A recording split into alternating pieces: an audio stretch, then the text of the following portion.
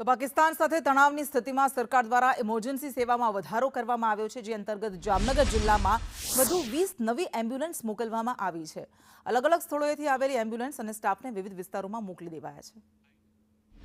આતંકી હુમલા બાદ જે રીતે સ્થિતિ દેશમાં વણસી રહી છે, ત્યારે જામનગરમાં પણ હાલ અત્યારે એલર્ટ આપવામાં આવ્યું છે। જામનગરમાં એરપોર્ટની સેવા બંધ કરવામાં આવી છે, તો સાથે સાથે દરિયાઈ સુરક્ષા પણ વધારવામાં આવી છે।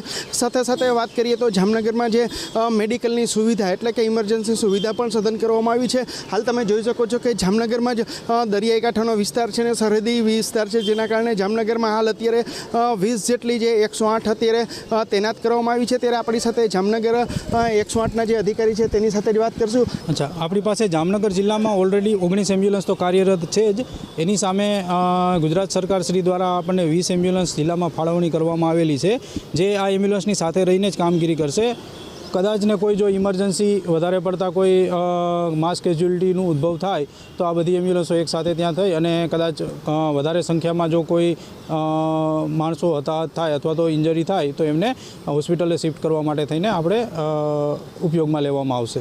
આ 108 જે 20 ફાળવવામાં આવી છે તે જામનગર શહેર અને જિલ્લામાં કઈ જગ્યા ઉપર રાખવામાં આવશે, શું કહેશો?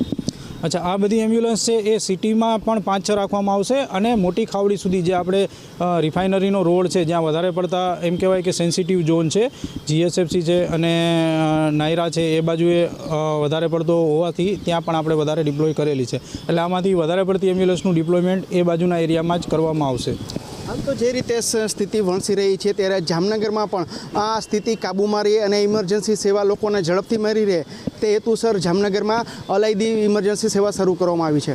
ઉપેન્દ્ર ગોહિલ, સંદેશ ન્યૂઝ, જામનગર।